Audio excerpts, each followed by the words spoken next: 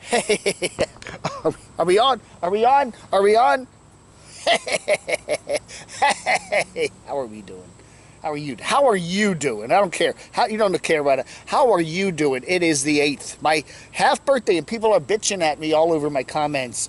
You act like a baby. No grown man does his half birthday. If you're like 3 years old, yeah, 2.5, 3.5, that's a big deal. But no old man like you worries about his half birthday.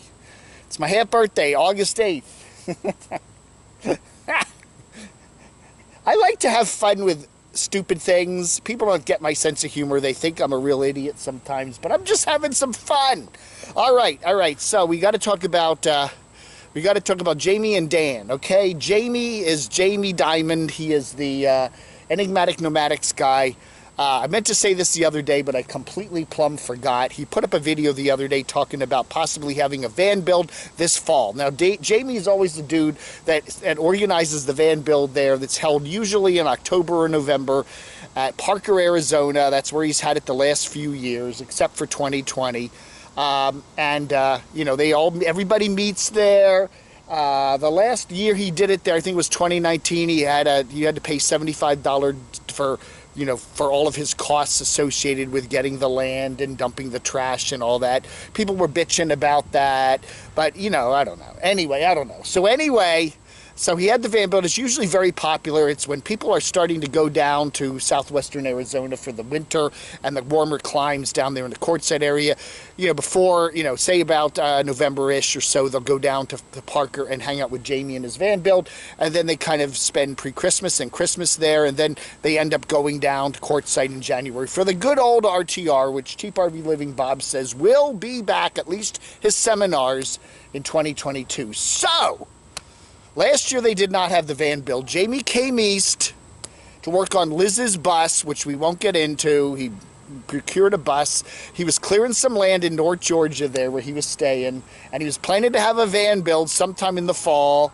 And the pandemic, the rainy weather, the whole issue with the van, the Liz's bus build, it all kind of forced him to cancel. No chance for a van build. Then he was talking about possibly having a van build in the spring of this year in Indiana. That never materialized. So Jamie hasn't been posting much lately. He put a new video up, and the new video he says that the van build is definitely on for the fall of 2021, and he didn't say where. I presume somewhere in Arizona, but he did say that he's looking at an abandoned military base and using one of their hangars, because he says it's darn hot on those sunny days there in Arizona, wherever in the Southwest.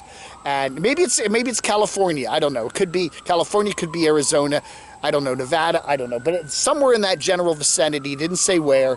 That he's eyeing an abandoned military base, and using an aircraft hangar for the van build, so you'd at least have some covered area and to be cooler. So that's what Jamie said. No dates yet. No place to announce yet, but he said he will have something to announce pretty soon. So if I'm planning to go down to Arizona sometime in the fall, like October, November, I'm still thinking about possibly going to Lollapalooza there in Abilene, Texas in October. I don't know. Maybe I'll work both in, I don't know. We're doing something. But I'd like to go and check out the van build if it's going to be happening in either October or November, so we shall see. Okay? All right, so we'll let you know. The other thing we want to talk about this morning or this afternoon is Mr. Blue Van Dan. He's working on his new schoolie that he bought, big schoolie. He is there at Pandaland, a.k.a. Aja Acres. But he is going, you know, it said it's going to be a slow process. He's doing the wiring on the bus right now. He doesn't really say what the end thing is going to look like. Is he building a bar? Is he building a dance floor? Is he building bunk beds? Who knows? But, so he said it's going to be slow, because part of the problem he's having, and his girlfriend's having too, is the altitude. Okay, 6,000, 7,000 feet up. You know, when you get older, and you do SMOKE like he does, you probably don't have the lung capacity that a younger non-smoker might have. And it's harder to adjust to the change in altitude, the high altitudes. The air's thinner.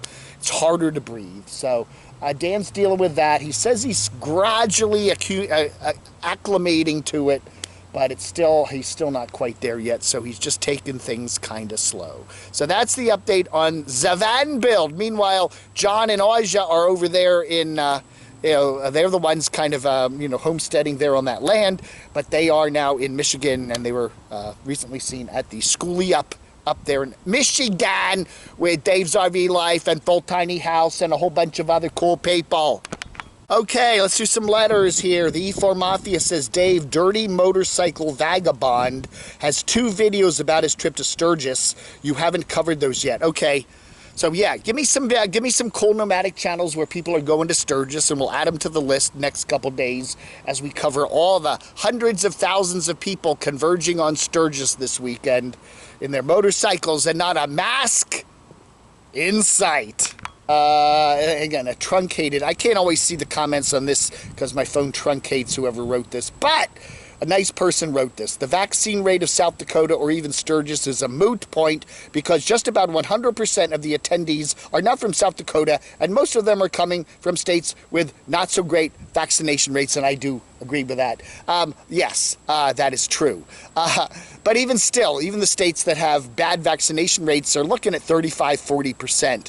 So I would assume we're probably talking about a third of the crowd there has got their vaccinations, whether they want to admit it or not, or they're just gonna, I'm gonna tough it out. I'm a biker. No little virus is gonna get me.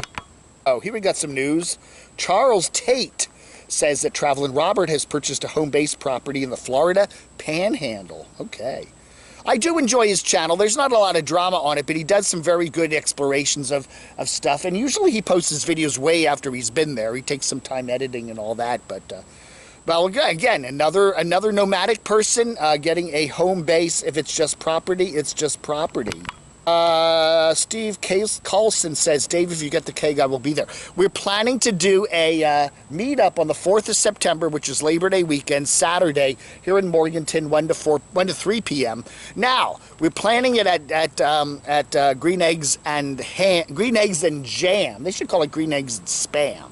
That would be funny. Green Eggs and Jam, a record shop there in downtown Morganton. Now, 2 blocks away is the Catawba Brewing Company, and they have a big a big deck there where you can drink beers and stuff, and it's all real cool. Maybe we'll end up going down there and having a couple brewskis. I don't know. It's not far. Everything in downtown Morganton is very close. It's only a block or 2 this way or that way.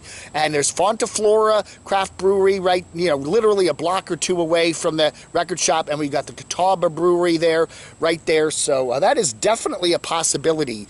Yeah, I don't think they're going to allow us to put a keg there at the record store in the public sidewalk there. But there's certainly some kegs nearby. Asmod says he was at Sturgis in 99, 2000, and 2021. Crazy, man. Crazy. Johnny B says, remember Derek claimed he caught COVID, maybe made a whole video about it. No proof, though, that he actually did catch it. Now, okay, Derek, Nomadic Dramatic. He was down in Orlando in early 2020. I believe it was January, before the virus ever became a pandemic thingy. And he got very sick. He had bronchitis. And he said somebody at Universal coughed on him. And he was quite sick for a number of weeks. He said it was one of the worst illnesses he ever had. And then he got over it. And then he went and got an antibody test after he bought his house there in beautiful southern Illinois. This was in the springtime, I believe. And he said he tested positive for the antibodies. So he says he had it. So he did get the vaccine. He also got the vaccine, and they say that even if you've had the V, you should get the vaccine to be doubly safe because the antibodies don't last that long. Eric says, that's not that Eric. Eric Pritchin says, don't stop living life, people. You can't stay in your basement till the end. Get out of the basement! I don't know, man. I don't know. Old Bald and Bankrupt nearly died, says Brian. It was very close to a permanent vacation for the Grim Reaper. That was very close for his comfort level. Yeah.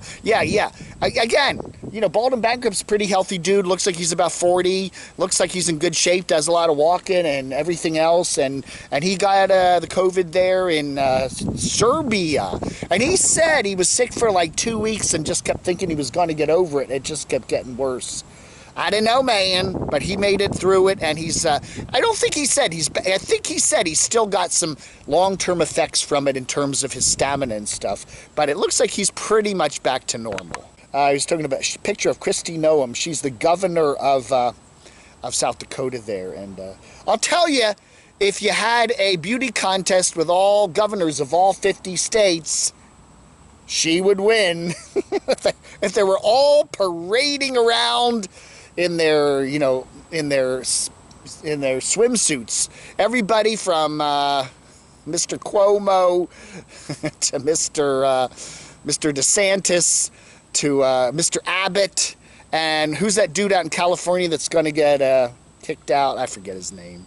Anyway, they, you know, and Kristi Noem, or Kay Ivey there, and beautiful Kay Ivey there in Alabama. I think Kristi would take the top trophy, don't you think? That ought to do it for letters. One other topic I wanted to quickly mention was I saw some news coverage of the opening up the Canadian border. Americans can now get across the Canadian border for non-essential travel as of this coming week. However, you're still going to have to jump through a bunch of hoops. You still need, and you must be vaccinated. You must have proof of vaccination, and you still need to maybe even take a COVID test before you can cross over, and of course test negative. And they said there are going to be longer lines than usual, and it's going to be a pain. And then they said once you get over the border, there are also going to be mask requirements and other tests and stuff like that. So it is going to be still a lot of trouble to do that, but you technically can cross the border for non-essential vacation-y type travel. The other thing they're saying now is, but it's still they don't have the both ways yet. The United States is still putting up barriers for Canadians to come across to America. So anyway, but more Canadians, they said 70% of Canadians have gotten vaccinated, whereas only something like 50% of the Americans have. So anyway, that's that. All right, everybody, that ought to do it for letters, some news, and some updates for this half birthday of Camo Dave, the 8th of August, 2021. Thank you so much for watching. You have a wonderful rest of your Sunday. I'll chat with you later. Vlog under.